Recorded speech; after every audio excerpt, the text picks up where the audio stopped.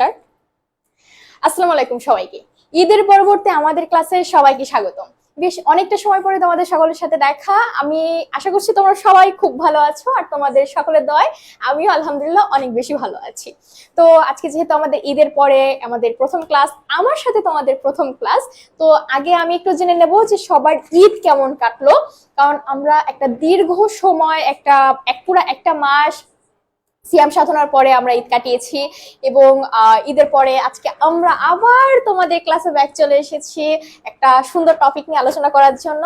তো আগে আমি আমার প্রত্যেকটা স্টুডেন্টের কাছে জানতে চাইবো যে তোমাদের ঈদ কেমন কাটলো। তো আগে যেটা তোমরা প্রথম কাজটা করবে সেটা হচ্ছে কি বলতো, আমাকে তোমাদের ঈদ কেমন কাটলো এই বিষয়টা সম্পর্কে জানাবে।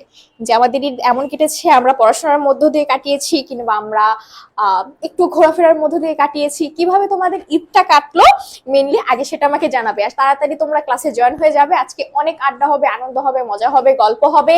ঈদের আড্ডাগুলো আমরা শেয়ার করব, সাথে সাথে আমরা একটু পড়াশোনা করব। এই জন্য এই গল্প আড্ডা তো আর একা জমে না, যাতে এই গল্পগুলো আড্ডাগুলো একটু বেশি ভালো করে হয়, আমরা একটু বেশি মজা করে ক্লাসটা করতে পারি। এই জন্য কি করবে বলো তো, তোমরা তোমাদের প্রত্যেকটা বন্ধুকে তাড়াতাড়ি একটু মেনশন দিয়ে দেবে যে এই তাদের ক্লাসে ঢোক, ক্লাসটা তো করতে হবে, তাই না? ওকে, তাহলে আমরা একটু বেশি কথা না বলে একটু তাড়াতাড়ি ক্লাসে চলে যাই। দেখি ক্লাসে, আচ্ছা, তানজিলা ইসলাম আশফি, ওয়ালাইকুম আসসালাম। বাবার রাজকন্যা, ওয়ালাইকুম আসসালাম। আচ্ছা, ওকে, আচ্ছা, তাহলে আমি একটু টুকটাক করে একটু ক্লাসে চলে যেতে থাকি, ঠিক আছে? তো আজকে যেটা আমাদের পড়ার টপিক সেটা হচ্ছে বাংলা দ্বিতীয় পত্র থেকে একটা খুব খুব খুব ফেমাস একটা টপিক, সেটা হচ্ছে কি বলতো, সমাস। সমাস শিখতে লাগে 6 মাস, এরকম একটা কথা আমাদের সবার ভিতরে মোটামুটি করে আছে না? আছে। কিন্তু আমরা সবাই একটু একটু করে সমাজকে ভয় পাই, একটু মনে হয় যে সমাজটা আমাদের জন্য না, একটু টাফ লাগে, একটু বিষয়টা মনে হয় যে আরেকটু বুঝতে পারলে হতো, বা বিষয়টা সম্পর্কে আরেকটু ক্লিয়ার একটা ধারণা থাকলে হতো, বিষয়টা বোধহয় আমার জন্য না, এরকম নানা ধরনের চিন্তা ভাবনা আমাদের ভিতরে কিন্তু আসে, ঠিক আছে? নানা ধরনের চিন্তা ভাবনা আমাদের ভিতরে আসে, কখনো আমরা সেগুলোকে প্রশ্রয় দিতে পারি, কখনো পারি না। তো যাই হোক, তানজিলা ইসলাম আশফি, আচ্ছা, তানজিলা ইসলাম আশফি তার ঈদের অনুভূতি ব্যক্ত করেছে। কি অনুভূতি ব্যক্ত করেছে আমরা একটু দেখতে থাকি। ঘোরাফেরার মধ্যে কাটছে এইবারের ঈদ, আপনার কেমন কাটছে ম্যাম? আমার আলহামদুলিল্লাহ অনেক ভালো কাটছে। আমার বিয়ের পরে এটা আমার প্রথম ঈদ ছিল ফ্যামিলির সাথে, সবার সাথে, ভাই বোনদের সাথে, আলহামদুলিল্লাহ অনেক ভালো কেটেছে আমার ঈদ। তো যা হোক, আমরা একটু ক্লাসে চলে যাই। আজকে আমাদের লেকচার নাম্বার কত বলতো? 7, লেকচার নাম্বার 7। তো আমি আবার একটু আমার পরিচয়টা দিয়ে দিই, কারণ অনেকদিন পরে তোমাদের সাথে দেখা হয়েছে না আমার। আশা করব যে এখন থেকে আমরা একটু রেগুলার হব ক্লাসে, আমরা একটু রেগুলার তোমাদের সাথে যোগাযোগ করার চেষ্টা করব, একটু রেগুলার তোমাদের ক্লাসে বা ক্লাসের বাইরে তোমাদের মতামত নেওয়ার চেষ্টা করব, তোমাদের অবস্থা জানার চেষ্টা করব। তো আমরা একটু তাদের ক্লাসে চলে যাই। দেখো, আজকে আমাদের পড়ার টপিক আমি ইতিমধ্যে বলেছি, সমাস। আচ্ছা, কোনো বিষয় সম্পর্কে জানতে হলে সেই বিষয়টা আসলে কি, বিষয়টা কাকে বলে, বিষয়টা কিভাবে এলো, এই বিষয়গুলো একটু জানা উচিত। অর্থাৎ এক কথায় আমরা যদি বলি, কোনো বিষয় সম্পর্কে জানতে হলে কোনো বিষয়ের ব্যুৎপত্তিগত অর্থ বা ব্যুৎপত্তিগত বিষয়টা আমরা একটু কনজিউম করতে হয়, একটু আমাদের ভিতরে নিতে হয়, ঠিক আছে? তো আমরা আজকে যে টপিকটা পড়বো সমাস, সমাসের সংজ্ঞাটা দিয়ে আগে আমরা একটু শুরু করি যে সমাস কাকে বলে। সমাস কাকে বলে? তোমাদের ভিতরে অনেকে হয়তো সমাস কি, কোনটা কি সমাস এটা দেখে চিনতে পারো, ঠিক আছে? দেখে চেনা একদম আহামরি কোনো বিষয় নাই, দেখে তোমরা হয়তো অনেকেই চিনতে পারো, ঠিক আছে? কিন্তু আসলে সমাস কাকে বলে এই মেইন বিষয়টা আমাদের একটু বোধহয় বুঝতে সমস্যা হয়, তো আমরা আজকে আগে জানবো যে সমাস কাকে বলে। অর্থ সম্বন্ধ আছে এমন এক বা একাধিক শব্দের একসঙ্গে যুক্ত হয়ে একটা নতুন শব্দ গঠন প্রক্রিয়াকে কি বলা হয়? সমাস বলে। দেখো, এই কথাটাকে আমি একটু যদি তোমাদেরকে ব্যাখ্যা দিই যে কি আছে বলতো, অর্থ সম্বন্ধ আছে, অর্থাৎ প্রত্যেকটা শব্দের আলাদা আলাদা অর্থ আছে। এই আলাদা আলাদা অর্থ থাকা সত্ত্বেও এই সকল শব্দ যখন একসাথে হয়ে যায়, সংক্ষিপ্ত হয়ে ধরো 3-4টা ওয়ার্ড একসাথে হয়ে একটা ওয়ার্ড হয়ে গেল, ঠিক আছে? এই ওয়ার্ডটা যখন একসাথে হয় তখন এই শব্দটা একটা নতুন অর্থ দেয়। কি করে? একটা নতুন অর্থ দেয়। যেমন আমি যদি তোমাদেরকে বলি সিংহাসন, সিংহাসন এর ব্যাস বাক্যকে আমি যদি তোমাদেরকে একটু ডিটেলস বলি তাহলে আমি বলবো কি যে সিংহ চিহ্নিত আসন। দেখো সিংহ একটা আলাদা শব্দ। সিংহ কি, আমরা সিংহ বললে আমাদের ব্রেনে কি আসে, যে একটা প্রাণী, চুল আছে, ভীষণ হিংস্র, প্রচন্ড শক্তিশালী, বনের রাজা টাইপ, এরকম আসে না আমাদের চোখ বন্ধ করলে। এখন দেখো চিহ্নিত কোনো কিছু একটা মার্ক, যেমন এখানে আমি এই যে একটা মার্ক করলাম, ঠিক আছে, এরকম কোনো কিছু একটা চিহ্নিত, ঠিক আছে। এবার আসন, আসন যখন আমরা চোখ বন্ধ করি আমরা দেখতে পাই আমাদের সামনে চেয়ার আছে, টুল আছে, কিংবা আমরা যখন মাটিতে খেতে বসি, মাটিতে খেতে বসার জন্য যে আমাদেরকে একটা ম্যাট টাইপ দেয়, সেসব বিষয়, ঠিক আছে। তাহলে এরকম প্রত্যেকটা বিষয়ের কি আলাদা আলাদা একটা অর্থ আছে। আলাদা আলাদা অর্থ থাকা সত্ত্বেও আমরা যখন এটাকে এক করে ফেলছি, সংক্ষিপ্ত করে ফেলছি, আমরা যখন বলছি যে সিংহাসন, তখন কি একটা নতুন অর্থ দিচ্ছে। সিংহাসন বললে তোমার মাথায় কখনো আসবে না যে মাটিতে যে আমরা ম্যাটটা পেতে আমরা খেতে বসি বা আমরা কাজ কর্ম করি সেই ম্যাটটা, বা হচ্ছে এরকমও আসবে না যে সিংহাসন বলতে একটা চেয়ার যেটা সিংহের মতন গর্জন করছে। আমাদের মাথায় সবসময় বেসিক্যালি এই কনসেপ্টটা ঢুকে গেছে যে সিংহাসন বলতে রাজরাজারা বা জমিদাররা যে সকল আসনে বসতে, যেসব চেয়ার ডিজাইন করা, সিংহের মুখ টুক দেওয়া, এই ধরনের আসনকে বোঝায়।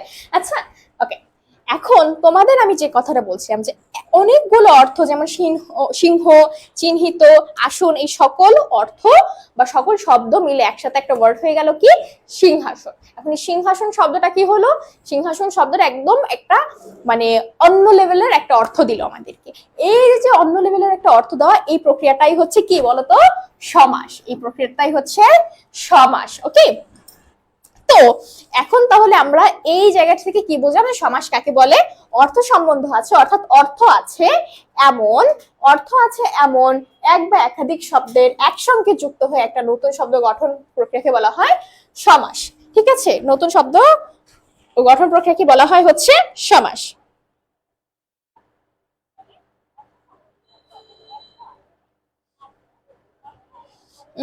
ম্যাম একদম নতুন থেকে ক্লাস হচ্ছে নাকি? এখন যতগুলো ক্লাস হবে ওই সবগুলো ওই কি, আচ্ছা সবগুলোই কি নতুন? আচ্ছা, have you had any classes before or it's have you had any classes before or is it Bengali first paper? আচ্ছা, এটা হচ্ছে বাংলা দ্বিতীয় পত্রের ক্লাস তোমাদের, ঠিক আছে। এখন তোমাদের ব্যাচে হচ্ছে এই ক্লাসটা আগে বোধহয় নেওয়া হয়নি। আগে যদি ক্লাস নেওয়া হতো তাহলে রিপিটেড ক্লাস হতো না, ঠিক আছে। তোমাদের ব্যাচে এই ক্লাসটা একটু নতুন। আচ্ছা, ওকে, আচ্ছা দেখো এত সময় আমি হচ্ছে সমাসের সংজ্ঞাটা বোঝাচ্ছিলাম। এখন দেখো দুই বা ততোধিক পদের সমন্বয়ে নতুন অর্থবোধক পদ সৃষ্টি। আচ্ছা, সমাসের এখন একটু আমরা বৈশিষ্ট্য দেখছি। আমরা কি দেখছি? সমাসের বৈশিষ্ট্য দেখছি। সমাসের বৈশিষ্ট্য দেখছি। কি কি আমরা দুটো বৈশিষ্ট্য পেয়েছি এই সংখ্যা থেকে। একটা হচ্ছে দুই বা ততোধিক শব্দের সমন্বয়ে নতুন অর্থবোধক একটা পদ সৃষ্টি হবে, অর্থাৎ কিছু শব্দ মিলে যে নতুন একটা পদ সৃষ্টি হবে তার একটা নতুন অর্থ থাকবে। কি থাকবে? নতুন অর্থ থাকবে। আর দ্বিতীয়ত পদের বিভক্তি কি হবে?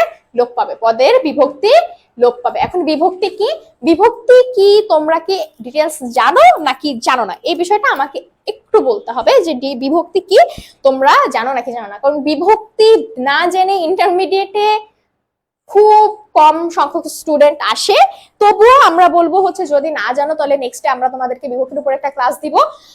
কারণ আমরা এখানে জানার জন্য এসেছি, আমরা শেখার জন্য এসেছি, আর শিখতে কোনো লজ্জা নেই, ঠিক আছে। ওকে, এখন দেখো বৈশিষ্ট্য সম্পর্কে একটু দেখি যে অর্থ সম্বন্ধ আছে একাধিক শব্দের একসঙ্গে যুক্ত হয়ে একটা নতুন শব্দ গঠনের প্রক্রিয়া হচ্ছে সমাসের একটা বৈশিষ্ট্য, ঠিক আছে, যাকে হচ্ছে কি বলে? সমাস বলে। যেমন দেশের সেবা, দেশের সেবা এটা ব্যাস বাক্য। আমরা যদি ব্যাস বাক্যর পরে সমাস নিষ্পন্ন পদটা দেখি দেখবো হচ্ছে দেশ সেবা, দেশ সেবা, ঠিক আছে।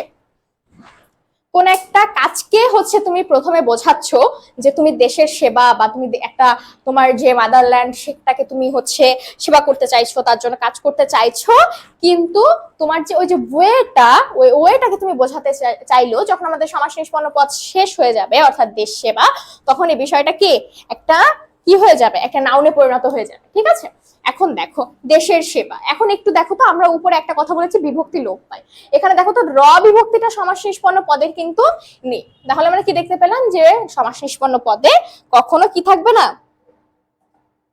সমাস নিষ্পন্ন পদে কখনো আমাদের বিভক্তি থাকবে না। আচ্ছা, আমরা একটু দেখি হচ্ছে মনিরুল ইসলাম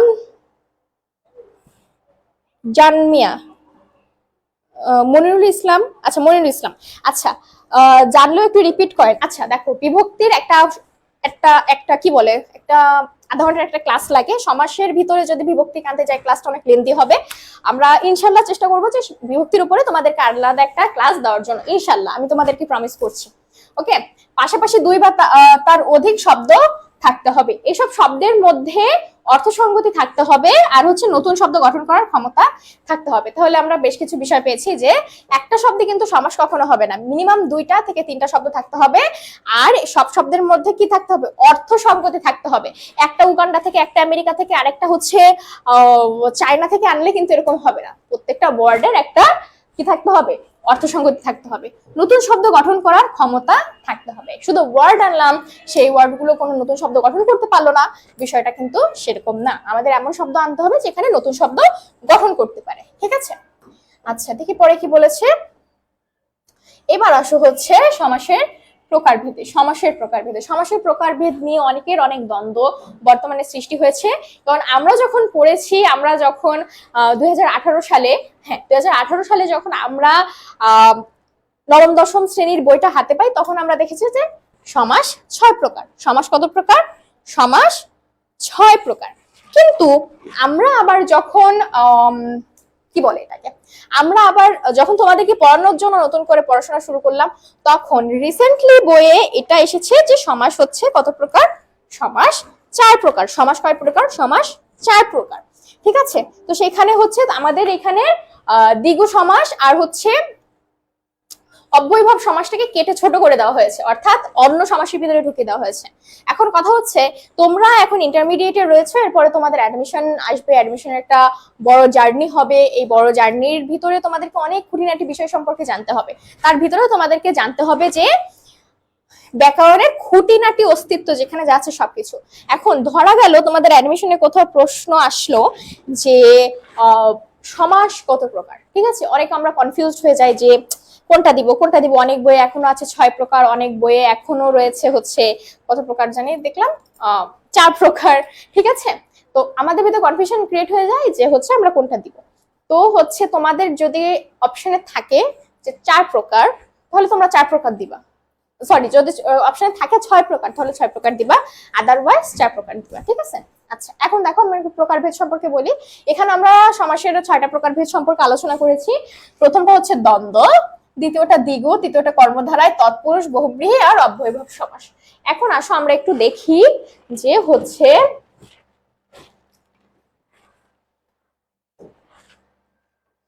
এই যে বলছি এত প্রকারের সমাস এইগুলা আছে, কিন্তু এই সমাসগুলা কোনটা কি, কিভাবে এলো, কিভাবে গেল। ঠিক আছে, আমরা প্রথমে একটু দ্বন্দ্ব সমাস নিয়ে আলোচনা করি। কোন সমাস নিয়ে আলোচনা করব? দ্বন্দ্ব সমাস নিয়ে। ঠিক আছে, দ্বন্দ্ব সমাস নিয়ে আলোচনা করতে হলে আগে দ্বন্দ্ব কথাটা আমরা একটু ডিটেলসে বলি যে দ্বন্দ্ব কথাটা আসলে কি। দ্বন্দ্ব কথাটা আসলে কি? দ্বন্দ্ব বলতে কি বোঝাই বলো তো? তোমরা কি বোঝো যখন তোমাদের সামনে দ্বন্দ্ব কথাটা আসে, তখন তোমরা কি বোঝো?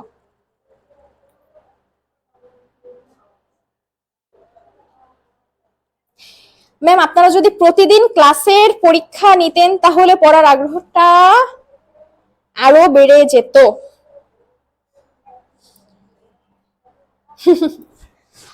মনিরুল ইসলাম, আপনাকে একটা কথা বলি, শোনেন, পড়ার আগ্রহটা পরীক্ষা নেওয়ার মাধ্যমে কখনো আসে না। তবে আপনি পরীক্ষা যে দিতে চাইছেন, আমরা প্রত্যেকটা স্টুডেন্ট, আমরা যত স্টুডেন্ট পাই, পরীক্ষা নেওয়া থেকে মানে পরীক্ষা দেওয়া থেকে প্রচন্ড পরিমাণে কি বলে, প্রচন্ড পরিমাণে ভয় পাই সবাই। কিন্তু আপনি যে পরীক্ষা দিতে চাইছেন, আপনার যে পরীক্ষার উপর এত আগ্রহ আছে, এই জন্য আমি আপনাকে স্পেশাল ভাবে একটা থ্যাংক ইউ দিলাম। কিন্তু আপনি যে কথাটা বললেন যে হচ্ছে প্রতিদিন পরীক্ষার পড়া, মানে সরি ক্লাসের পড়া যদি পরীক্ষা নেওয়া হতো তাহলে পড়াশোনার আগ্রহটা বাড়তো।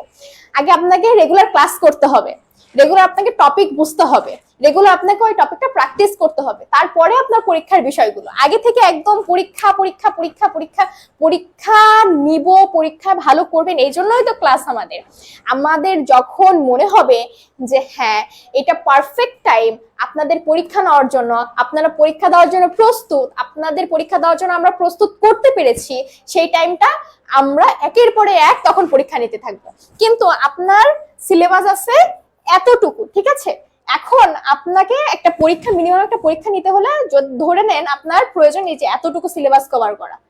আমরা যখন দেখছি যে আপনারা ক্লাসে অ্যাটেন্ড হচ্ছেন না, ক্লাস করছেন না, পড়াশোনায় মনোযোগ নাই, টপিক নিয়ে আপনাদের কোনো কোয়েশ্চেন নাই, আমরা একটা টিচার কি এত ভালো পড়াই, এত ভালো পড়াই যে কোনো কোয়েশ্চেনই থাকে না, আমার স্টুডেন্টদের কোনো কোয়েশ্চেনই থাকে না। আমি যত জায়গায় যতগুলো ক্লাস দেখতেছি কোনো স্টুডেন্টের কোনো কোয়েশ্চেনই নেই। ইভেন ক্লাসে আপনাদের অ্যাটেন্ডেন্সের যে পার্সেন্টেজ, এখন আমি যদি বলি যে ছয়টা ভিউ হচ্ছে, খুব সম্ভবত আমি যদি ভুল না করে থাকি, তাহলে এই অবস্থায় আমরা কি করে শিওর হব যে এটা হচ্ছে আপনার জন্য পারফেক্ট টাইম? আর সব থেকে বড় কথা, আমরা মিনিমাম এখানে 200 জনের স্টুডেন্ট নিয়ে কাজ করছি। মিনিমাম, আমি আপনাকে একটা মিনিমাম ব্যাপার বললাম। 200 জন স্টুডেন্টের ভিতরে আমরা যদি মনে না করি যে অ্যাটলিস্ট হচ্ছে 20 থেকে 50 জন স্টুডেন্ট এখন তৈরি পরীক্ষা নেওয়ার জন্য বা দেওয়ার জন্য, তাহলে আমরা পরীক্ষাটা নিব কাকে? 2 জনকে? আসলে বিষয়গুলো একটু লজিক্যালি চিন্তা করতে হবে। তবে আপনার যে কিউরিওসিটি, আমি অবশ্যই একে সাধুবাদ জানাই।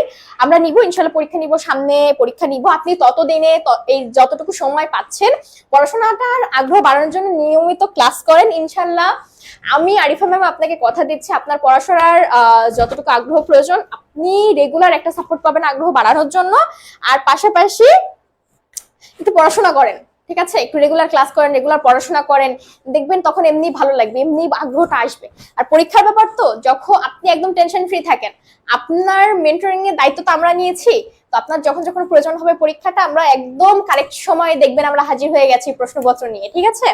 তো আশা করি আপনি আপনার উত্তরটা পেয়েছেন। আপাতত অপ্রাসঙ্গিক প্রশ্ন বাদ দিয়ে টপিক রিলেটেড যদি প্রশ্ন থাকে, টপিক রিলেটেড যদি কোনো কোয়েরিজ থাকে, এগুলা একটু করেন বা ক্লাসটা মনোযোগ দিয়ে একটু ট্রাই করেন, ঠিক আছে? আচ্ছা, আমি আপনাদেরকে একটা প্রশ্ন করেছিলাম যে দ্বন্দ্ব কথাটা কি হইলো, দ্বন্দ্ব কথাটা বলার সাথে সাথে আপনাদের মনের ভিতরে কি কোনো শব্দ আসে কিনা? আমি যখন বলছি দ্বন্দ্ব, তখন এই দ্বন্দ্ব কথাটার সাথে সাথে কি আপনাদের মনে কি আসে বলেন তো?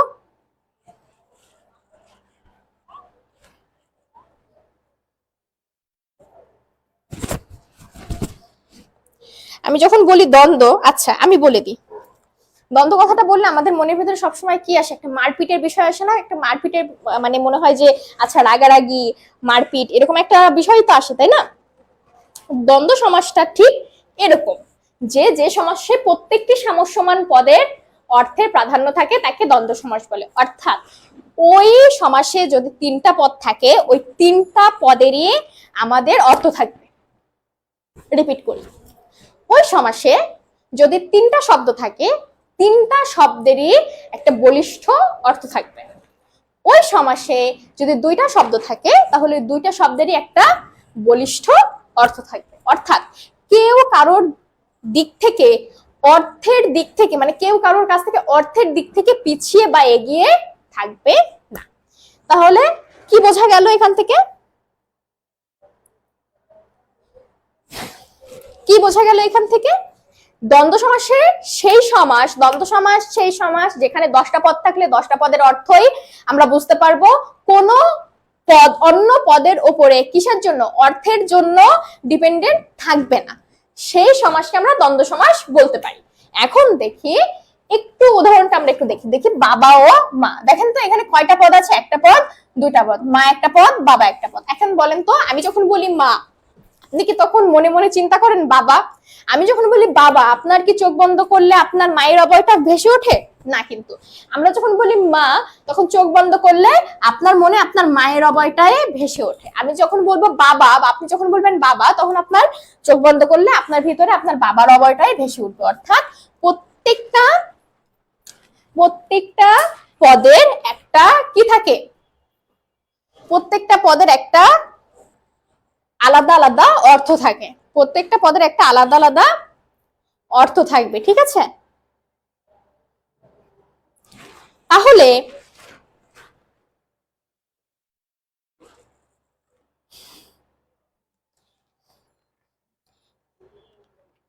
প্রত্যেকটা পদের একটা আলাদা আলাদা অর্থ থাকবে, এটাই হচ্ছে বেসিক্যালি আমাদের দ্বন্দ্ব সমাস। আমাকে কি ক্লিয়ার দেখা যায়? আমাকে একটু জানান তো।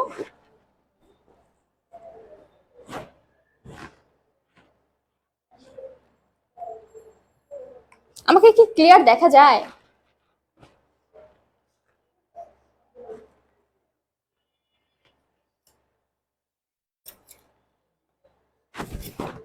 আচ্ছা, খুব সম্ভবত একটু, ভাই ভাই আজমল ভাই,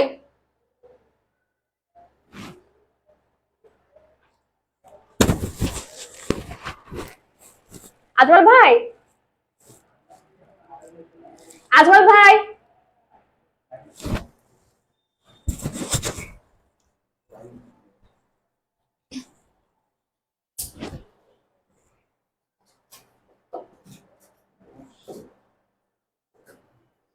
একটু আমরা একটু ওয়েট করি, হ্যাঁ কয়েক সেকেন্ডের ব্যাপার, আমরা একটু ওয়েট করি, টেকনিক্যাল প্রবলেমের জন্য সরি। আচ্ছা, যে কথাটা আমি বলছিলাম যে হচ্ছে আমরা যখন বলছি যে মা, তখন আপনি চোখ বন্ধ করলে আপনার মনের ভিতরে বা মাথার ভিতরে আপনার মায়ের অবয়টা ভেসে উঠবে। বা আমরা যখন বলি বাবা, তখন আপনি চোখ বন্ধ করলে আপনার মনের ভিতরে বা মাথার ভিতরে আপনার বাবার অবয়টা ভেসে উঠবে। এখন আমি যদি বলি বাবা, তখন নিশ্চয়ই আপনার চোখের ভিতরে বা হচ্ছে আপনার মাথার ভিতরে আপনার দাদির অবয়টা ভেসে উঠবে না, বা আপনার কাকার অবয়টা ভেসে উঠবে না। অর্থাৎ আমি বোঝাতে চাইছি যে শব্দটা আমরা দেখব বা যে পদটা আমরা দেখব, সেই পদের বা সেই শব্দটা শুধু সেই শব্দটারই মিন করবে। ঠিক আছে? অর্থাৎ প্রত্যেকটা পদের কি থাকবে? আলাদা আলাদা অর্থ থাকবে, আলাদা আলাদা অর্থ থাকবে। ঠিক আছে? এখন দেখি দ্বন্দ্ব সমাস কয়েক প্রকারে সাধিত হয়। মিলনার্থক শব্দযোগে, যেমন মা বাবা। মায়ের সাথে আপনি কখনো কাকা লাগাতে পারবেন না, বা বাবার সাথে কখনো মাসি লাগাতে পারবেন না। ঠিক আছে? আপনাকে মায়ের সাথে বাবাই লাগাতে হবে, কারণ যে সম্পর্কটা যে মানে যে কি বলে, ভালো একটা বাংলা মনে পড়ছে না, মাঝে মাঝে আমি বাংলা ভুলে যাই, ভালো ভালো বাংলা আমার মাথা থেকে চলে যায় কি করে জানি। আচ্ছা, ওকে, আমরা যে সম্পর্কে বেসিসে মা বলছি, সেই সম্পর্কের ওই যে ক্ষেত্রটায় আমরা বাবা ছাড়া অন্য কাউকে আনতে পারবো না। ঠিক আছে? বাবা ছাড়া অন্য কাউকে আনতে পারবো না। নাজমুল আলম ক্যামেরা ঠিক করাই আছে। ওকে, আচ্ছা, যাই হোক, এবার দেখেন মাসি পিসি। মাসি মাসি মানে কি বলেন তো? সনাতন ধর্মাবলম্বীরা একটু বিষয়টা একটু হবে, আমাদের ভিতরে অনেক সময় মাসিকে পিসিকে একটু হয়ে যায়। মা হচ্ছে মায়ের বোন, আর হচ্ছে পিসি হচ্ছে পাপার বোন, অর্থাৎ বাবার বোন। ঠিক আছে? দেখেন, এখন মাসি পিসির সম্পর্কে, বোনের সম্পর্কে কিন্তু আপনি মাসির পাশে অন্য কাউকে আনতে পারবেন না, চাচি খাল চাচি তারপরে দাদি এগুলাকে আনতে পারবেন না। ঠিক আছে? আপনাকে এইখানে মাসির পাশে পিসিকে আনতে হবে, ইত্যাদি। এগুলো হচ্ছে মিলনার্থক, অর্থাৎ একটাকে বললে ওর সাথে মিল রেখে আরেকটা শব্দ আমাদেরকে আনতে হবে। এবার দেখেন বিরোধার্থক, অর্থাৎ বিরোধী। দা কুমড়ো। ঠিক আছে? দা কুমড়ো, অহিনুকুল, স্বর্গ নরক ইত্যাদি। এবার আসি একটু বিপরীতার্থ। আয় ব্যয়, জমা খরচ। ঠিক আছে? আপনি যখন আয় করবেন, ব্যয়টা সম্পূর্ণ তার বিপরীত হয়ে যাবে। আপনি যখন জমা করবেন, তার সম্পূর্ণ বিপরীতটা হয়ে যাবে খরচ। ঠিক আছে? আচ্ছা, এটা গেল হচ্ছে আমাদের দ্বন্দ্ব সমাসের কিছু প্রকারভেদ। ঠিক আছে? দ্বন্দ্ব সমাসটা আপাতত আমরা সংক্ষেপে আলোচনা করলাম। এখন একটু আমাকে বলতে হবে, আমরা যাবো দ্বিগু সমাসে, তার আগে বলতে হবে যে দ্বন্দ্ব সমাস নিয়ে কারোর কোনো কোয়েরিজ আছে কিনা, কারোর কোনো প্রশ্ন আছে কিনা।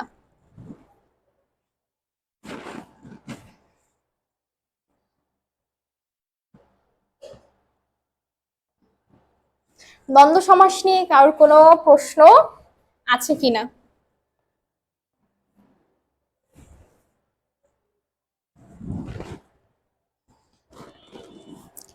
যদি দ্বন্দ্ব সমাস নিয়ে কারোর কোনো প্রশ্ন থাকে আপনারা করতে পারেন, এরপরে হচ্ছে আমরা দ্বিগু সমাসে যাব।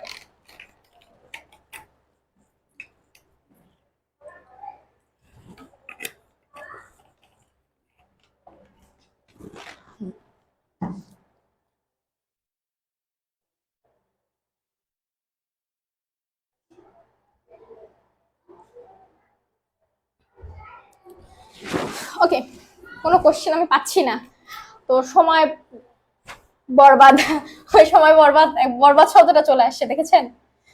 কয়েকদিন ধরে এত বরবাদ সিনেমার এত কি বলে এটাকে প্রমোশনাল ভিডিও, প্রমোশনাল কন্টেন্ট সামনে আসতেছে যে এখন মানে ভাষাও বরবাদের ভিতরে চলে যাচ্ছে। আচ্ছা যাই হোক, আমরা এখন দেখবো হচ্ছে কি বলেন তো, দ্বিগু সমাস। এখন আমরা একটু আলোচনা করব দ্বিগু সমাস সম্পর্কে। ওকে, দেখেন, সমাহার বা মিলন অর্থে সংখ্যাবাচক শব্দের সঙ্গে বিশেষ্য পদের যে সমাস হয় তাকে দ্বিগু সমাস বলে। দ্বিগু সমাসের বৈশিষ্ট্যে আপনাকে মনে রাখতে হবে, একটা পদ অবশ্যই আপনার হবে বিশেষ্য অথবা কি পদ বলেন তো, নাউন পদ। বিশেষ্য অথবা নাউন পদ, একটা পদ অবশ্যই আপনার বিশেষ্য অথবা নাউন পদ হবে, আরেকটা পদ আপনার সংখ্যাবাচক হবে। ঠিক আছে, অর্থাৎ যে কোনো একটা সংখ্যাবাচক শব্দ থাকবে,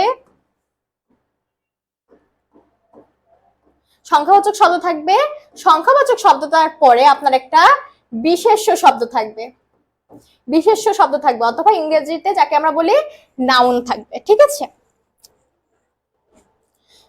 একটা হচ্ছে আমাদের বিশেষ্য শব্দ বা নাউন থাকবে, পরেরটা হচ্ছে সংখ্যাবাচক শব্দ থাকবে, এবং এই দুয়ের সংমিশ্রণে তৈরি হবে কি আমাদের দ্বিগু সমাস। ঠিক আছে, দ্বিগু সমাসটা একদম ইজি, এটাই হচ্ছে আপনার মেইন কথা। এখন আপনি যদি বলেন যে আমি বুঝতে পারছি না, আমাকে আরেকটু ক্লিয়ার করতে হবে বা আরেকটু শর্টলি বলতে হবে, যখন আপনি দেখবেন কয়েকটা সংখ্যার কথা বলা হয়েছে, কয়েকটা মানে পরিমাণের কথা বলা হয়েছে, চোখ বন্ধ করে আপনি ওটা ভেবে নেবেন কি দ্বিগু সমাস। ঠিক আছে, দ্বিগু সমাস। ঠিক আছে, দ্বিগু সমাসের সমাস নিষ্পন্ন পদটি বিশেষ্য পদ হয়। মনে রাখবেন দ্বিগু সমাসের সমাস নিষ্পন্ন পদটি হয় বিশেষ্য পদ। যেমন তিন কালের সমাহার, তিন কালের সমাহার, কাল কথাটা এখানে আমাদের কি নাউন বা হচ্ছে বিশেষ্য। এখন তিন, তিন কথাটা যখন আমরা বলি তখন আমরা বুঝি যে তিন হচ্ছে একটা সংখ্যা, তাহলে দেখেন তো সংখ্যাবাচক শব্দ প্লাস নাউন আসছে। ঠিক আছে, এটা অবশ্যই তাহলে আমাদের দ্বিগু সমাস। ঠিক আছে, তিন কালের সমাহার ত্রিকাল। দেখেন তো এই ত্রিকাল কথাটা আমাদের কি বিশেষ্য না? ত্রিকাল কথাটা কি আমাদের বিশেষ্য না? একটা নাউন এটা। তাহলে আমরা কি বুঝলাম যে দ্বিগু সমাস তখনই হবে যখন আমরা প্রথমে কি দেখব, প্রথমে আমরা দেখব যে আমাদের একটা সংখ্যাবাচক শব্দ আছে, সেকেন্ড হচ্ছে আমাদের কি আছে বিশেষ্য শব্দ আছে, এই হচ্ছে আমাদের দ্বিগু সমাস। ঠিক আছে, এই হচ্ছে দ্বিগু সমাস। আমরা ইতিমধ্যে দুটো সমাসের নিয়ে আলোচনা করে ফেলেছি। আপনাদের কারো যদি এই দুটো সমাসের ভিতরে কোনো প্রবলেম মনে হয় তাহলে আপনারা আমাকে জানাতে পারেন। ঠিক আছে, আমরা হচ্ছে এখন আলোচনা করব কর্মধারয় সমাস নিয়ে। কি নিয়ে? কর্মধারয় সমাস নিয়ে। ঠিক আছে,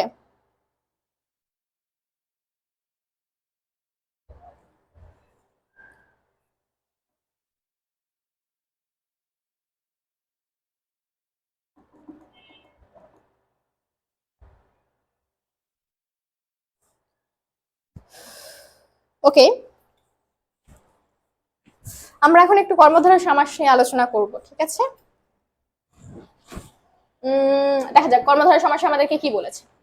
যেখানে বিশেষণ বিশেষণ বা বিশেষণ ভাবাপন্ন পদের সাথে বিশেষ্য বা বিশেষ্য ভাবাপন্ন পদের সমাস হয় এবং পরপদের অর্থই প্রধান রূপে প্রতীয়মান হয়, তাকে কর্মধারয় সমাস বলে। একটু খেয়াল করতে হবে, দেখেন কর্মধারয় সমাস তখনই হবে যখন বিশেষ্য বা বিশেষ্য ভাবাপন্ন পদের সাথে। ঠিক আছে, এখানে বিশেষণ কথাটা দুইবার চলে এসেছে, যেখানে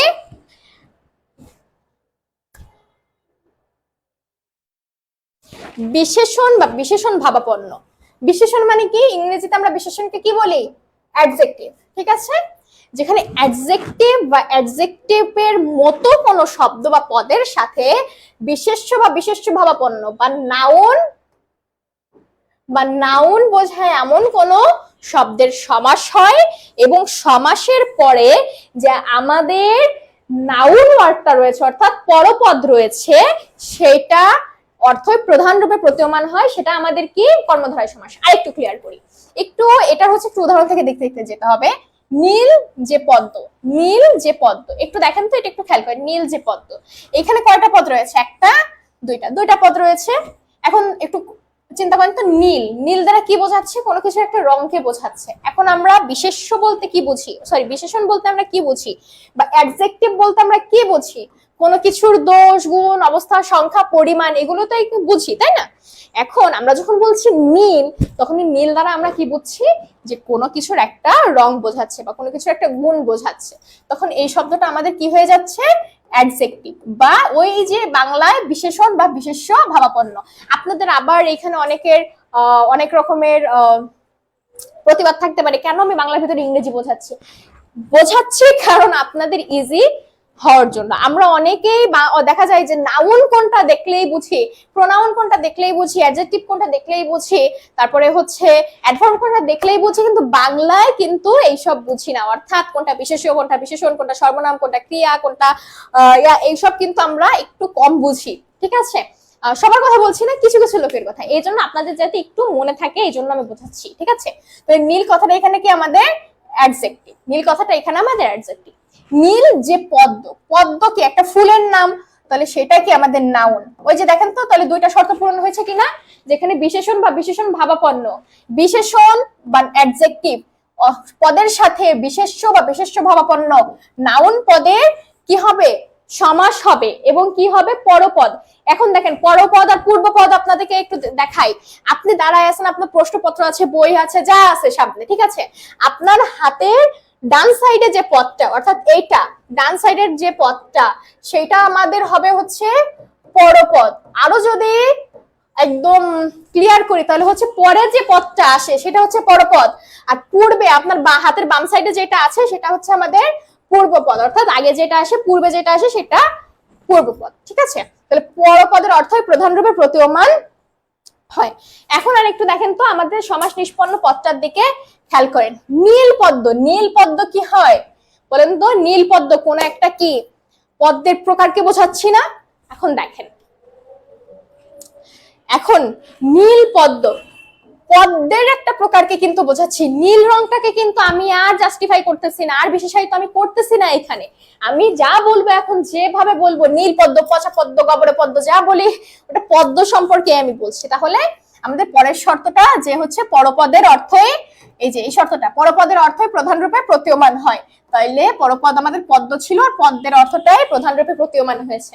ঠিক আছে, এই হচ্ছে মোটামুটি করে আমাদের কর্মধারয় সমাসের যে শর্ত সেটা। এখন কর্মধারয় সমাস কি আমরা দেখলে একটু বুঝতে পারবো, বা হচ্ছে কর্মধারয় সমাসে একদম সহজ করে একদম এক কথায় দুই কথায় কি আমরা কথা বলতে পারবো কর্মধারয় সমাস কাকে বলে, কি ইত্যাদি ইত্যাদি?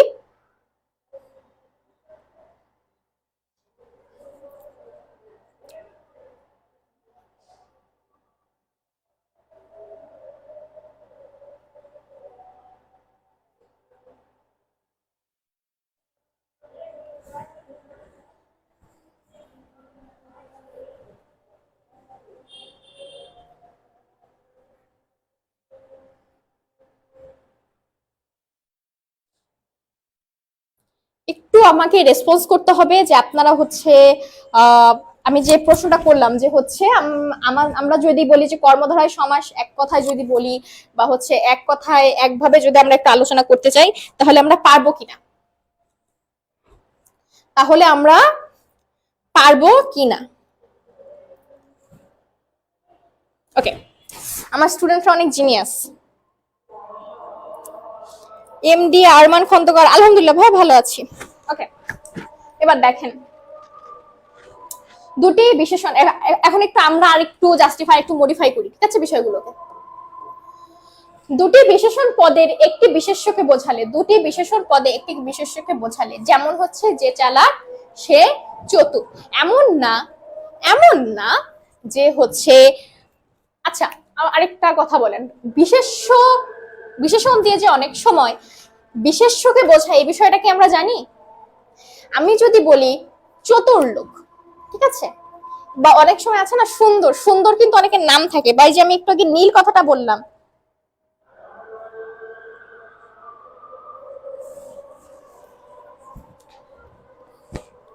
মনিরুল ইসলাম, আচ্ছা বাড়ির কাজ দিয়ে দিন।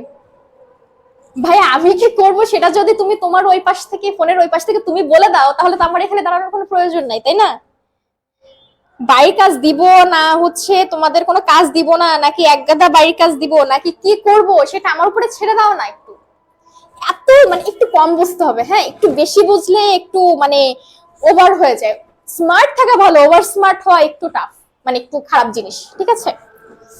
ওকে, যাই হোক, দুটি বিশেষ্য পদে একই ব্যক্তি বা বস্তুকে বোঝালে দুটি বিশেষ্য পদে, অর্থাৎ ধরে নাও কোন সেন্টেন্সে কি আছে, দুইটা নাউন আছে, কি আছে, দুইটা নাউন আছে, ওই দুইটা নাউন দ্বারাই যদি একজনকে বোঝায় তাহলে সেটাও আমাদের কর্মধারয় সমাস হবে। একটু আমরা উদাহরণে দেখি, যিনি জজ তিনিই সাহেব, যিনি দ্বারা যাকে বোঝাচ্ছে তিনি দ্বারা আবার তাকেই বোঝাচ্ছে। আমরা যদি বলি ধরে নাও কারোর একজন নাম আব্বাস, আমি যদি বলি আব্বাস আব্বাস হচ্ছে জজ, আবার আব্বাস হচ্ছে একটা সাহেব, তাহলে আমরা কি বলছি যে ওই আব্বাসকে আমরা দুই ভাবে বলছি, যে যিনি জজ তিনি সাহেব, দুইটা শব্দ দ্বারা যদি একই ব্যক্তিকে বোঝায় তাহলে সেই সমাসটাও কি হবে, কর্মধারয় সমাস হবে। দেখো সমাস নিষ্পন্ন পদটা হচ্ছে জজ সাহেব, শুধু আমরা তার উপমা গুলো বা তকমা গুলো আমরা এক জায়গায় করে ফেলেছি, ঠিক আছে? কার্য পরম্পরা বোঝাতে দুটি কৃদন্ত বিশেষণ পদের কর্মধারয় সমাস হয়। কৃদন্ত বিশেষণ আগে ধোয়া পরে মোছা, আগে ধোয়া পরে মোছা, এটা এতটা ইম্পর্টেন্ট না, জাস্ট তোমরা একবার পড়ে যাবা, ঠিক আছে? ওকে, এবার দেখো কর্মধারয় সমাসের কয়েকটা প্রকারভেদ আমি একটু তোমাদেরকে দেখাই। কর্মধারয় সমাসের কয়েকটা প্রকারভেদ আমরা একটু দেখি, ঠিক আছে? ওকে, কর্মধারয় সমাসকে যদি আমরা ভাগ করি তাহলে আমরা চারটা ভাগ পাবো। একটা হচ্ছে মধ্যপদলোপী, আরেকটা হচ্ছে উপমান, আরেকটা হচ্ছে উপমিত, আরেকটা হচ্ছে রূপক। প্রথমে আমরা আলোচনা করব মধ্যপদলোপী কর্মধারয় সমাস নিয়ে। মধ্যপদলোপী কর্মধারয় সমাস নিয়ে দেখো, আমরা যখন বলছি মধ্যপদ লোপী, এই শব্দটাই যখন আমরা বলছি যে মধ্যপদ লোপী, অর্থাৎ এই শব্দটার ভিতরেই আমরা পেয়ে যাচ্ছি যে মধ্যে ভিতরে বা মধ্যে যে পদটা থাকবে সেটা কি পাবে, লোপ পাবে, বা সেই শব্দটা আমরা হারিয়ে ফেলবো বা আমরা সরিয়ে রাখবো বা সরিয়ে দেব, ঠিক আছে? তাহলে শব্দের ভিতরেই আমরা কি পাচ্ছি, যে মধ্যপদ লোপী, তাহলে মধ্যের যে পদটা আছে সেটা আমাদের কি পাবে, লোপ পাবে। আমরা প্রথম বিষয়টাই ক্যাচ করে পেরেছি কিনা, আমরা প্রথম যে বিষয়টা তোমাদেরকে জানাতে চাচ্ছিলাম সেই বিষয়টা আমরা জানাতে পেরেছি কিনা, ঠিক আছে? আচ্ছা, যে কর্মধারয় সমাসে ব্যাস বাক্যের মধ্যপদের লোপ হয় তাকে মধ্যপদলোপী সমাস বলে, যে কথাটা আমি তোমাদেরকে বললাম। যেমন স্মৃতি, রক্ষার্থে, সৌধ। দেখো এখানে কয়টা পদ রয়েছে, একটা হচ্ছে স্মৃতি, আরেকটা হচ্ছে রক্ষার্থে, আরেকটা হচ্ছে সৌধ। আমি একটু অন্য কালার ইউজ করি। একটা হচ্ছে স্মৃতি, আরেকটা হচ্ছে রক্ষার্থে, আরেকটা হচ্ছে সৌধ। স্মৃতি, রক্ষার্থে, সৌধ।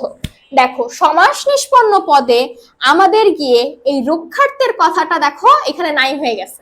দেখো সমাস নিষ্পন্ন পদটা দেখো, স্মৃতি, সৌধ, আমরা প্রথম পদটা নিয়েছি, শেষের পদটা নিয়েছি, মধ্যের যে পদটা সেই পদটা আমরা হারিয়ে ফেলবো, ঠিক আছে?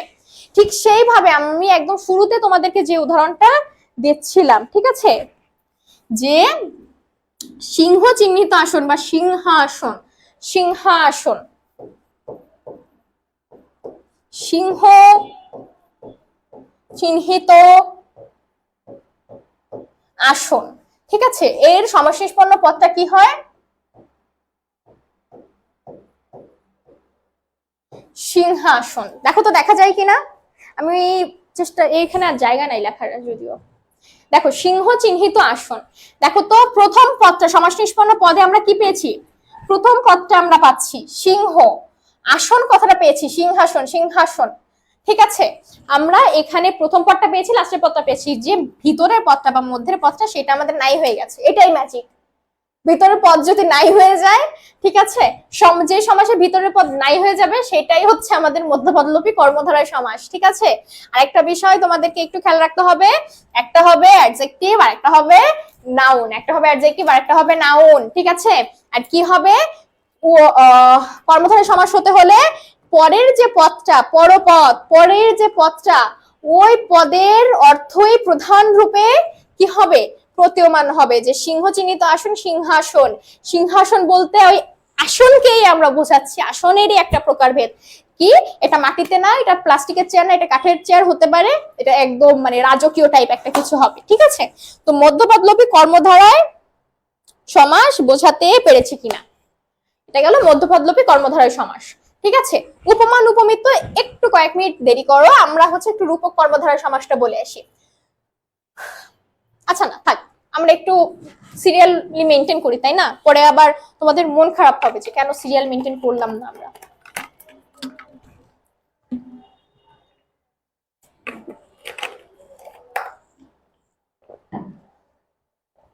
ওকে, দেখো, উপমান উপমিত দুইটা বিষয়কে একটু আমাদের কি করতে হবে বলতো, একটু এক জায়গায় এনে একটু মিক্স এন্ড ম্যাচ করে আমাদেরকে পড়তে হবে। দেখো একটা হচ্ছে উপমান আর একটা হচ্ছে উপমিত। ওকে, এইসব কিচ্ছু তোমাদেরকে পড়তে হবে না, এই যে এক্সেস আছে এগুলো, এই দুইটার এই কিচ্ছু পড়তে হবে না। তোমাদেরকে সহজভাবে উপমিত আর উপমান চেনার আমি হচ্ছে তোমাদেরকে একটা ট্রিক্স বলি। দেখো, উপমানের উদাহরণটা খেয়াল করো, তুষারের ন্যায় শুভ্র, তুষারের ন্যায় শুভ্র। আচ্ছা, যখন তুমি ভাবছো তুষার, তোমার মনের ভিতরে কি রং আসছে আমাকে একটু বলো তো, বলো, একটু রেসপন্স করো যে ম্যাম আমি যখন হচ্ছে তুষার কি কল্পনা করছি আমার মনের ভিতরে না হলুদ রং আসতেছে বা নীল রং আসতেছে, এরকম কি আসে? বলো তো।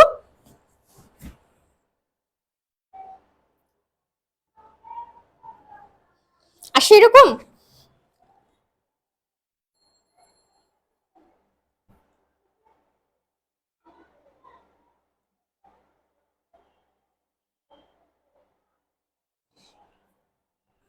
না, কিন্তু আমরা যখনই বলি তুষার তখন আমাদের মাথার ভিতরে একটা জিনিস আসে যে আকাশ থেকে হচ্ছে সাদা সাদা তুলোর মতন করে কি করছে, বরফ পড়ছে, বা যে জিনিসটাই পড়ছে তার রং যদি আমরা কল্পনা করি কখনো কালো, কখনো হলুদ, কখনো নীল, কখনো সবুজ, কিন্তু আসবে না।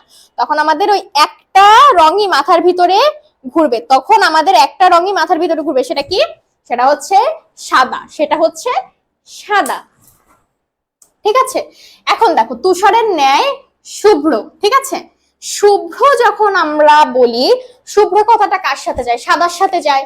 তাহলে দেখো, যে বিষয়ের সাথে যাকে তুলনা করছি, অনেকে তোমাকে বলবে, অনেক টিচার আছে, অনেকে আছে, যদি দেখো ন্যায় কথাটা মাঝে আছে তাহলে সেটা উপমান কর্মধারায়, যদি দেখো ন্যায় কথাটা লাস্টে আছে তাহলে সেটা উপমিত। এসব কিচ্ছু না, তোমাকে মাথায় রাখতে হবে যে তুমি যে বলছো তুষারের ন্যায় শুভ্র, ঠিক আছে, তুমি যখন বলছো, তুমি যখন দুটা বিষয়ের সাথে তুলনা দিচ্ছ, উপমা দিচ্ছ, উপমা দিয়ে উপমিত করে তুমি যখন বলছো, এমন যদি হয় তুমি যে বিষয়টাকে বলছো আর তুমি যে বিষয়টার সাথে তোমার বলা বিষয়টার তুলনা দিচ্ছ, অর্থাৎ তুমি যদি আকাশের সাথে পাতালের তুলনা দাও, সেই দুটোর বৈশিষ্ট্য কি এক হবে? যদি এক হয় বা অভিন্ন হয়, লিখে রাখো খাতায়। আমি জানি না তোমরা খাতাপত্র নিয়ে বই করতে বসো কিনা, এটাই আমার কাছে অদ্ভুত লাগে একটু। আমি জানি না আসলে যে তোমরা খাতাপত্র নিয়ে ক্লাস করতেছো কিনা। আচ্ছা, যাই হোক, যদি তোমরা খাতাপত্র নিয়ে ক্লাস করে থাকো একটু লেখো কাইন্ডলি, ঠিক আছে?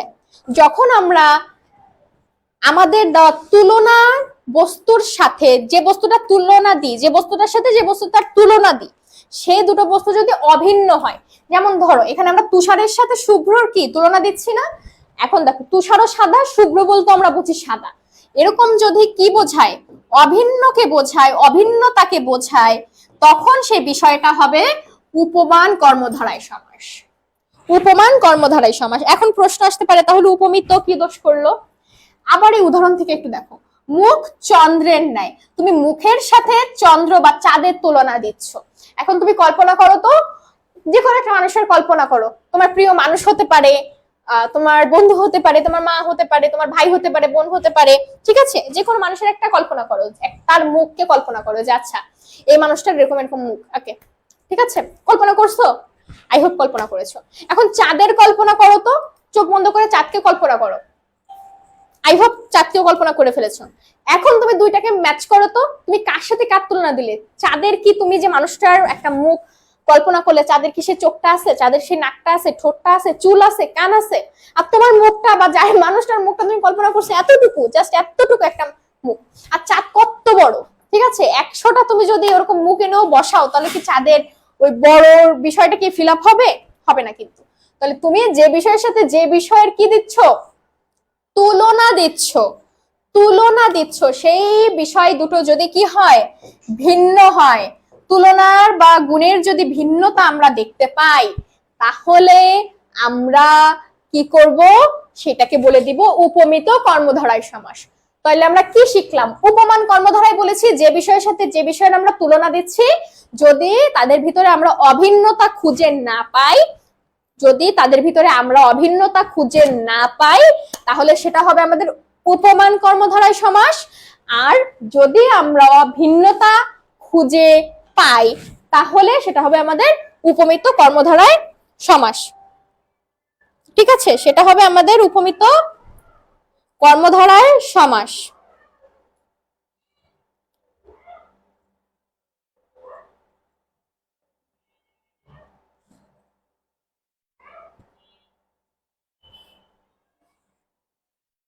এখন বলো, উপমিত আর উপমান এই দুটো কি ক্লিয়ার?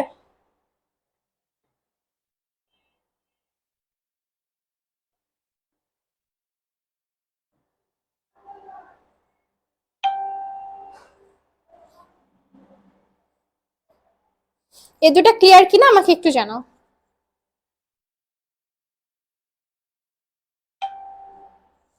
কি হচ্ছে ফোনে?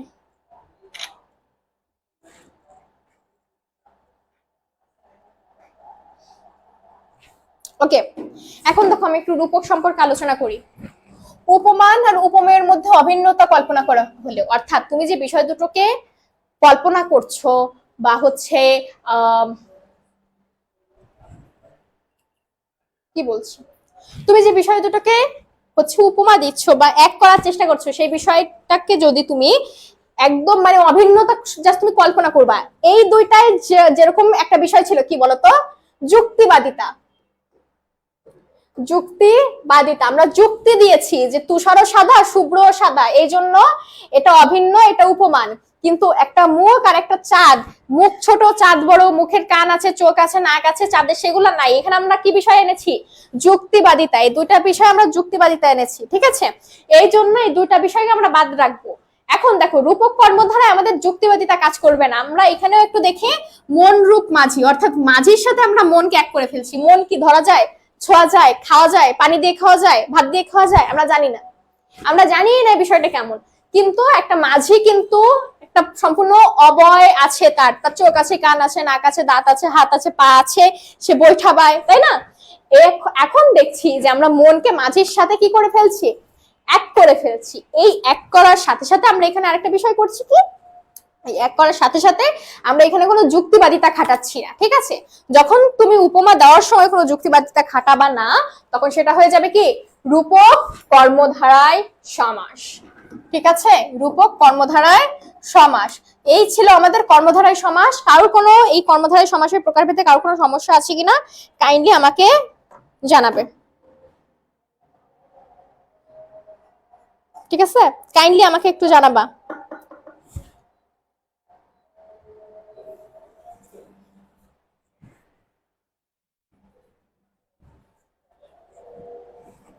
ওকে, আমরা এখন একটু যাই হচ্ছে তৎপুরুষ সমাসে। আমরা তিনটা সমাস পড়েছি, আমরা একটু তৎপুরুষ সমাসে যাই। তৎপুরুষ সমাস জানতে হলে আমাদের প্রথমে জানতে হবে কি, বহুব্রীহি। তৎপুরুষ সমাস, সরি বহুব্রীহি বলছি, আমার মাথা কি হয়ে যাচ্ছে। আচ্ছা, তৎপুরুষ সমাস জানতে হলে আমাদের প্রথমে একটু বিভক্তি দেখতে হবে, ঠিক আছে? ওকে, দেখো আমি একটু সংক্ষেপে তোমাদেরকে তৎপুরুষ সমাসটা বলে যাব, কারণ বিভক্তিটা যেহেতু তোমরা নিজেরাই বলেছো যে বিভক্তি সম্পর্কে অতটা ভালো জ্ঞান আপাতত তোমাদের নেই, সেহেতু আমি কি করব, আমি হচ্ছে একটু তৎপুরুষ সমাস সম্পর্কে জাস্ট একটু বলে যাব, সাধারণ একটা ধারণা দিয়ে যাব। আমরা যে ক্লাসে বিভক্তি পড়াবো সেই ক্লাসের সাথে সাথে আমরা আবার তৎপুরুষ সমাসটা বলে যাব, ঠিক আছে? দেখো, পূর্বপদের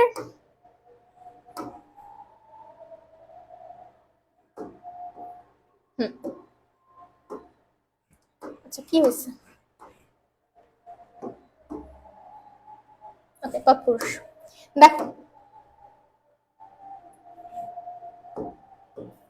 পূর্বপদের বিভক্তির লোপে অর্থাৎ পূর্বে যে পদটা থাকবে সেই পদে কি পাবে, বিভক্তি লোপ পাবে। যে সমাস হয় এবং যে সমাসে পরপদের অর্থ প্রধানভাবে বোঝায় তাকে তৎপুরুষ সমাস বলে। দেখো পরপদের অর্থ প্রধানভাবে বোঝায় বলতেই যে আমাদের শুধু কর্মধারয় সমাস বোঝায় ব্যাপারটা কিন্তু এরকম না, মাথায় রাখবা, ঠিক আছে। আমাদেরকে প্রথমে মনে রাখতে হবে যে পূর্বপদের বিভক্তির লোপে যে সমাস হয়, পূর্বপদে যে বিভক্তি থাকবে সেটা লোপ পাবে এবং পরপদের অর্থ প্রধানভাবে প্রতীয়মান হবে ঠিকই, কিন্তু আমাদেরকে মাথায় রাখতে হবে এখানে পূর্বপদে যে বিভক্তি রয়েছে সেই বিভক্তিটা সম্পূর্ণ প্রকারে কি পাবে, লোপ পাবে, ঠিক আছে। এখন দেখি তৎপুরুষ সমাসের প্রকারভেদ। তৃতীয়া তৎপুরুষ, দ্বিতীয়া, তৃতীয়া, চতুর্থী, পঞ্চমী, ষষ্ঠী, সপ্তমী, নঞ্চ, উপপদ, অলুপ। এইখানে তোমাদেরকে মনে রাখতে হবে, তোমাদের যারা বিভক্তি পারো, আমি চেষ্টা করব আজকে তোমাদেরকে বিভক্তি গুলো দিয়ে দেওয়ার। তোমরা যদি হচ্ছে আমি এখন একটু ট্রাই করছি, ঠিক আছে। দেখো বিভক্তি জানো কে কে তোমাদের ভিতরে?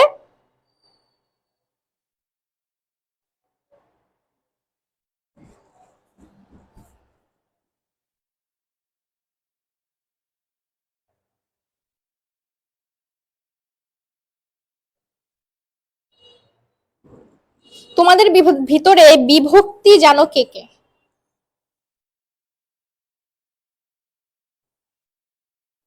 বিভক্তি সম্পর্কে জ্ঞান আছে এরকম কি কেউ আছো? যে ম্যাম আমি বিভক্তি আমার একটা দুটা মনে আছে, যেমন দ্বিতীয় বিভক্তিটা মনে আছে, তৃতীয়টা নেই, তৃতীয়টা মনে আছে, চতুর্থটা নেই, এরকম।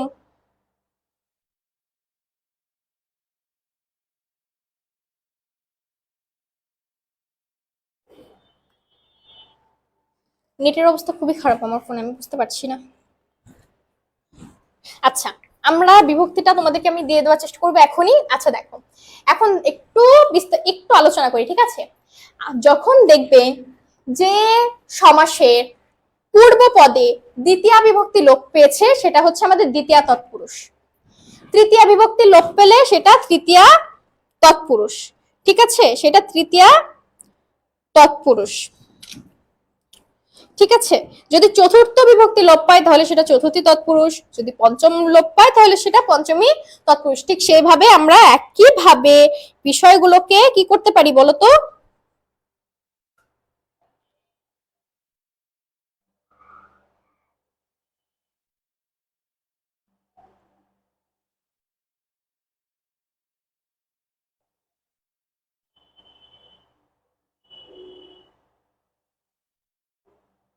এক মিনিট, আমি বিভক্তিগুলো দেওয়ার চেষ্টা করছি তোমাদেরকে।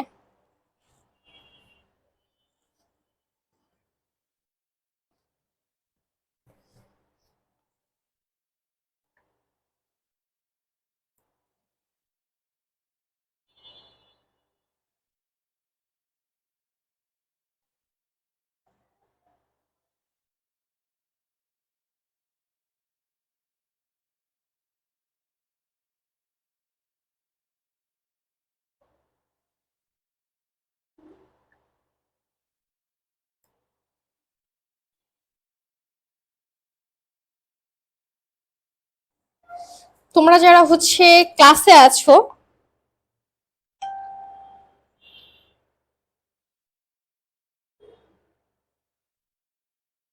সরি, তোমরা যারা হচ্ছে মেসেঞ্জার গ্রুপটা একটু চেক করো সবাই, দেখো আমি সেখানে তোমাদেরকে বিভক্তি দিয়েছি, ঠিক আছে।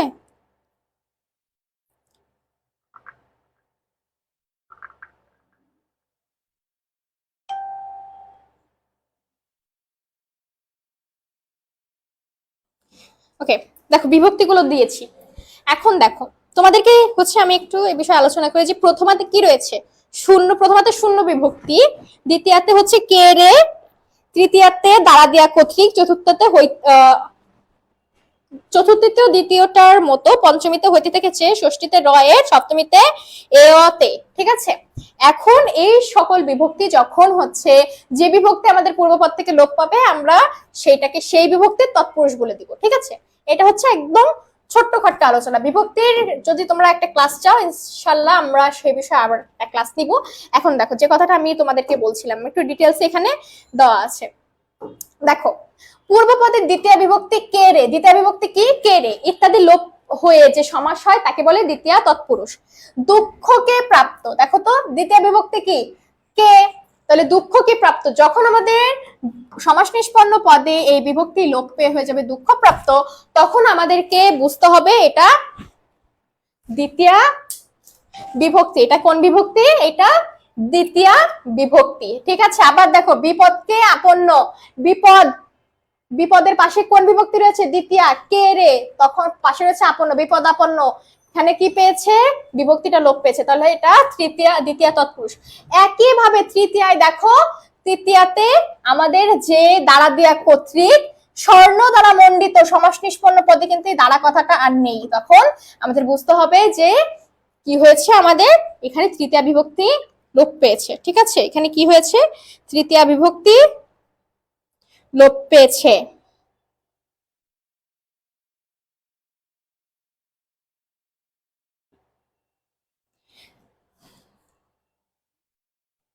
জয় ম্যাম, বিভক্তি দুই প্রকার না? না বাবা, বিভক্তি দুই প্রকার না, বিভক্তি 7 প্রকার। তোমরা একটু মেসেঞ্জার ডিসকাশন গ্রুপটা একটু চেক করো, দেখো আমি তোমাদের কি বিভক্তি দিয়ে দিয়েছি। ঠিক আছে, ওটা মুখস্থ করবা। ওকে, আচ্ছা, সেম কথা বারবার রিপিট না করি, সেম এইখানে একই কথা, যে পূর্বপদ থেকে যে বিভক্তি লোপ পাবে তৎপুরুষ সমাসে সেই কি হবে? সেই সমাস হবে। ঠিক আছে, আচ্ছা, সপ্তমী পর্যন্ত একই কথা। আমি একটা নঞ্চ নিয়ে আলোচনা করি তোমাদের সাথে।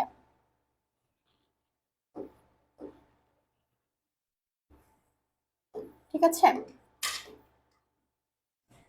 নঞ্চ তৎপুরুষ নিয়ে আলোচনা করি। দেখো, নঞ্চ কথাটা বললে সবার মাথায় কি আসে প্রথমে?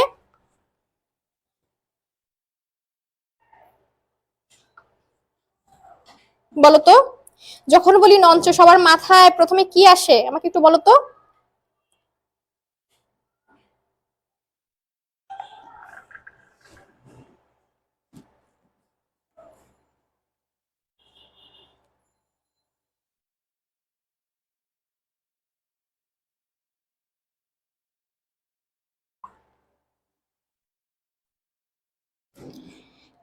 আচ্ছা, ক্লাস করো বাবা, তোমরা একটু ক্লাস করো কাইন্ডলি। যেটুকু কি বলবো, তোমাদের যখন বলা হবে যে তোমরা গ্রুপটা চেক করো ক্লাস চলাকালীন, তোমরা সেই টাইমে গ্রুপে যে বিষয়টা চেক করার কথা বলা হবে সেই বিষয়টা চেক করবা। এছাড়া গ্রুপে ক্লাস টাইমে কেউ কোনো কথা বলবা না, একটা সিঙ্গেল ওয়ার্ড ক্লাসে বলবা না, কোনো স্টুডেন্ট কোনো সিঙ্গেল ওয়ার্ড বলবা না। যদি বুঝতে না পারো, যদি কোনো প্রশ্ন থাকে ক্লাসের ভিতরে বলো। লাইভ ক্লাস তো এই জন্য, তুমি ক্লাসের ভিতরে বলো যে কোথায় কোথায় তোমার প্রবলেম হচ্ছে। তুমি, আমি ক্লাস দিচ্ছি লাইভে, তুমি মেসেঞ্জার ডিসকাশন গ্রুপে গিয়ে বলতেছো যে এই হয়েছে ওই হয়েছে, তো সেটা তো আমার দায়ভার কে নিবে? আমরা তো নিব না। সেটা কেন নিব?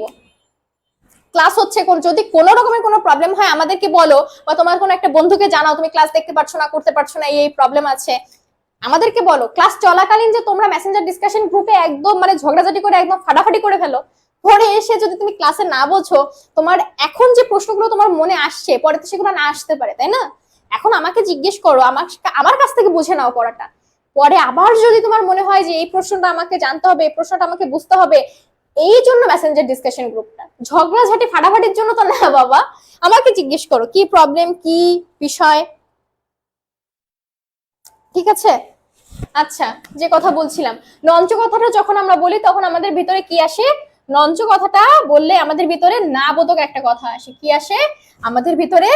না বোধক একটা কথা আসে, যে না বাচক নঞ্চ অব্যয়। ঠিক আছে, না নেই নাই নয়, না নেই নাই নয়, পূর্বে বসে যে তৎপুরুষ সমাস হয় তাকে নঞ্চ তৎপুরুষ বলে। যেমন হচ্ছে, যে তৎপুরুষে সমাসে পূর্বে না, নেই, নাই, নয় অর্থাৎ পূর্বপদে এই ধরনের শব্দ থাকবে তাকে বলা হয় নঞ্চ তৎপুরুষ। যেমন হচ্ছে ন আচার, মানে হচ্ছে আচার নেই, আচার ব্যবহার ভালো না, তাকে বলা হয় ন আচার।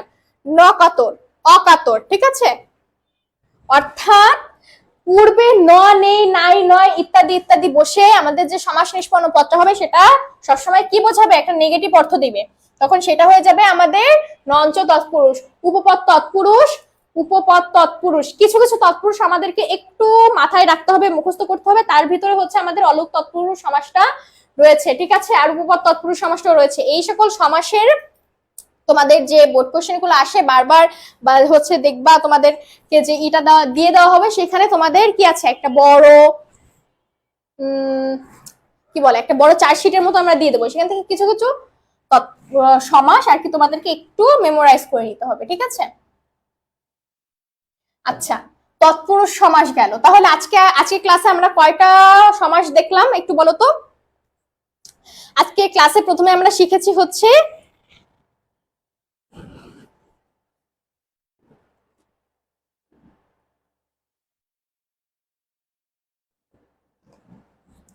আজকে ক্লাসে আমরা দেখেছি, প্রথমে দেখলাম সমাস কাকে বলে, পরে দেখলাম সমাসের বৈশিষ্ট্য বা সমাস হতে হলে কি কি শর্ত পূরণ করতে হয় তাই, পরে দেখলাম সমাসের প্রকারভেদ। সমাসের কয়টা প্রকার জেনেছি আমরা বলো তো?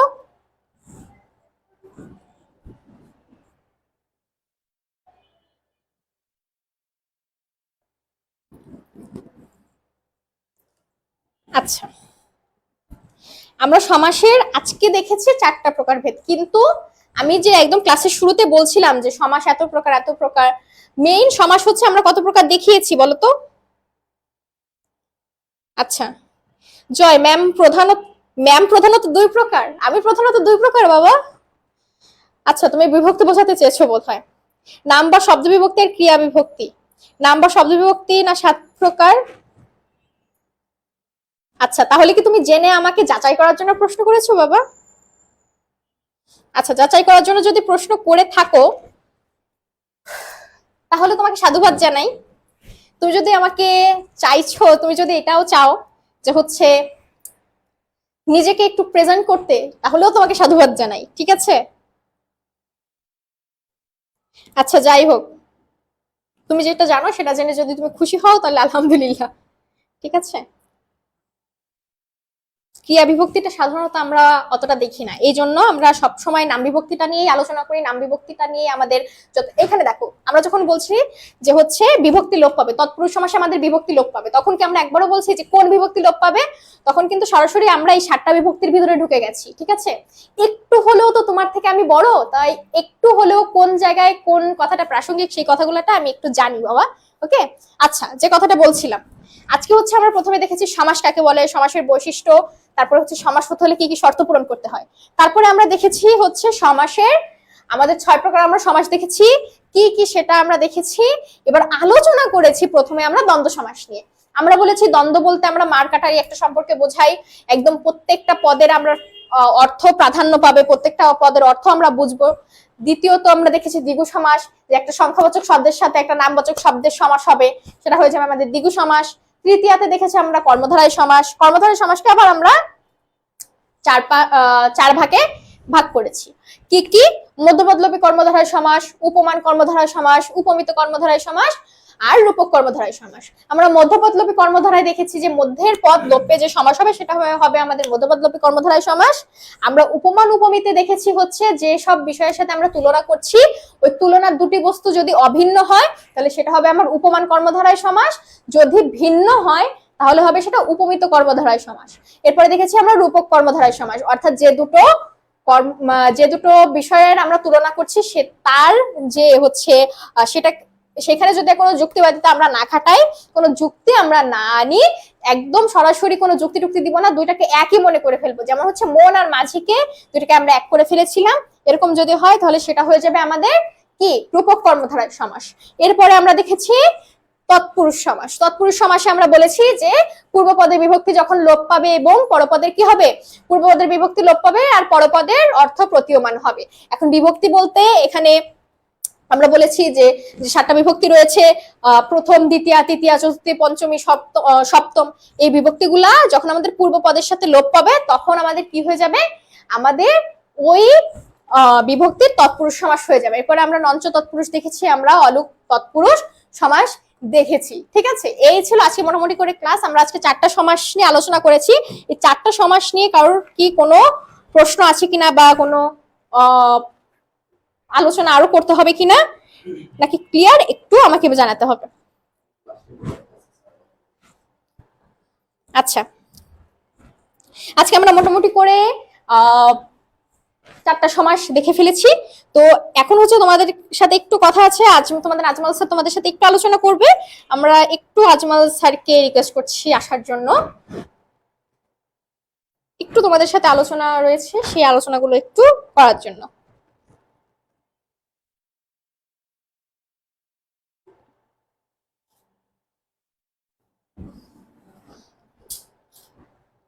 বাই, আসেন।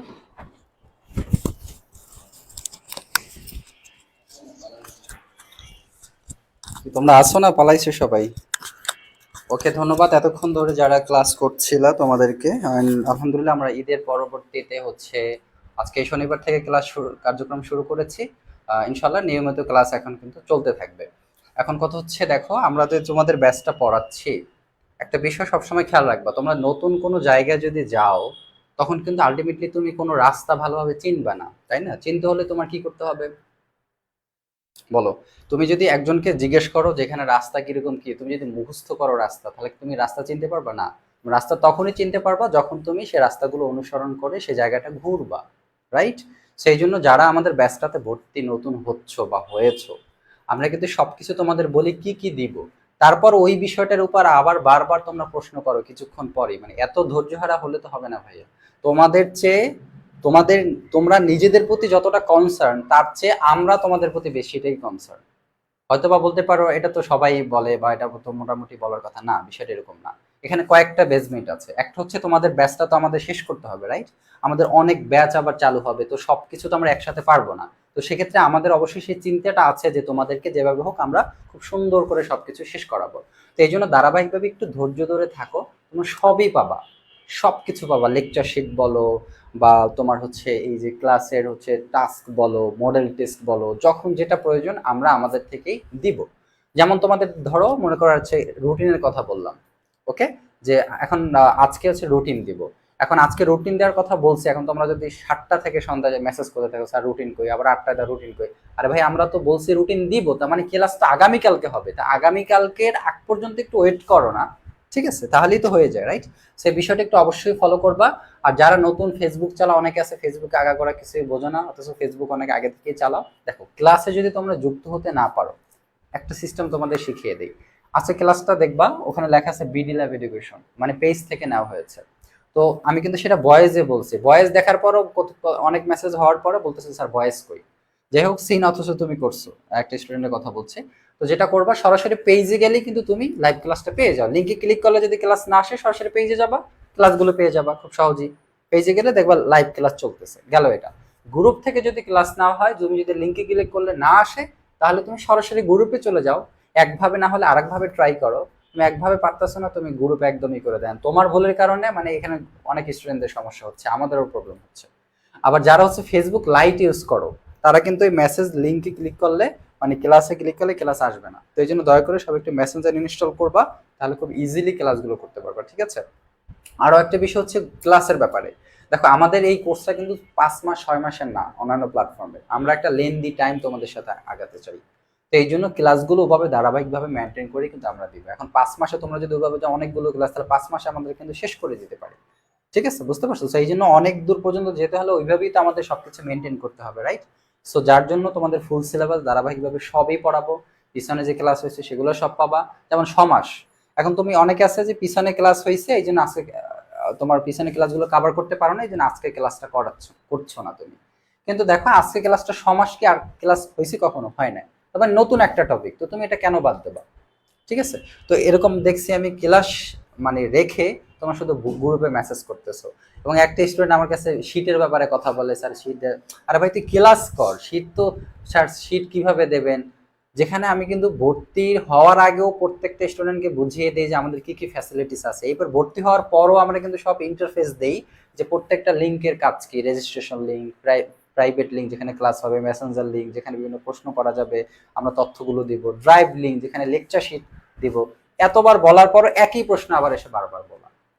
ক্লাসটা হচ্ছে একটু সময়টা নাও, তারপর তো লেকচার শিটটা আপডেট হবে ওখানে, তাই না? তো অলরেডি আপডেট কিন্তু হয়ে গেছে, তোমরা চাইলে ওখানে ঢুকিয়ে দেখতে পারো, না ঢুকে দেখি তোমরা আন্দাজে বিভিন্ন রকমের মেসেজ করো, ঠিক আছে? তো এটা হচ্ছে একটু খারাপ বিষয়। তো এই জন্য একটু ধৈর্য ধরে সবকিছুই করো। তোমাদের ধৈর্য শক্তিটা একটু কম, এটা মানতেই হবে, ঠিক আছে? সো এই বিষয়টা একটু খুবই জরুরি লাইফে। যদি তুমি হচ্ছে বড় হতে চাও, ধৈর্য তোমাকে ধরতে হবে। ধৈর্য তুমি না ধরতে পারলে তোমার বাবা মাকে তুমি একটা পর্যায়ে যেয়ে সম্মান করতে পারবে না, তোমার টিচারদের একটা পর্যায়ে যেয়ে সম্মান করতে পারবে না, এবং তুমি ধ্বংস হয়ে যাবা। অনেক মেধাবী শিক্ষার্থীরা এই কারণটাতে নষ্ট হয়ে যায়। তো এই জন্য সতর্ক, খুবই সাবধান, ঠিক আছে? ওকে ম্যাম, যদি কিছু বলেন। আচ্ছা, অনেকে আবার একটু মনে কষ্ট পেতে পারো, ঠিক আছে? আচ্ছা, তোমাদের ভালোর জন্যই, তোমাদেরকে ভালো একটা জায়গায় নিয়ে যাওয়ার জন্যই আমরা এখানে, আর তোমাদের যেখানে ভুল হবে তোমাদের ভুলগুলো ধরিয়ে দেওয়ার জন্যই তো আমরা এখানে, যাতে করে পরবর্তী দিনগুলোতে বা পরবর্তী সময়গুলোতে তোমরা এই বিষয়গুলো একটু এড়িয়ে চলো, ঠিক আছে? তো বেশি কথা বলবো না, আসলে তোমাদেরকে ধন্যবাদ না দিয়ে আমার যেতে ইচ্ছে হচ্ছিল না, এই জন্যই দাঁড়িয়েছিলাম। আচ্ছা, যাই হোক, তোমাদের আজকে এই পর্যন্ত ক্লাস ছিল। তোমাদের যদি কোনো সমস্যা থাকে, এই যে এখন ক্লাস শেষ, এখন তোমরা ডিসকাশন গ্রুপে তোমাদের প্রবলেমগুলো জানাতে পারো। ইনশাল্লাহ আমি চেষ্টা করবো আমার দিক থেকে সর্বোচ্চটা দিয়ে তোমাদের সমস্যাগুলো সমাধান করার, ঠিক আছে? তো আজকে ক্লাস এই পর্যন্ত ছিল। তোমাদের সাথে দেখা হবে অন্য আরেকদিন, অন্য আরেকটা বাংলা টপিকে, অন্য একটা ইন্টারেস্টিং টপিকে। সেই পর্যন্ত সবাই ভালো থাকো, সুস্থ থাকো। আসসালামু আলাইকুম।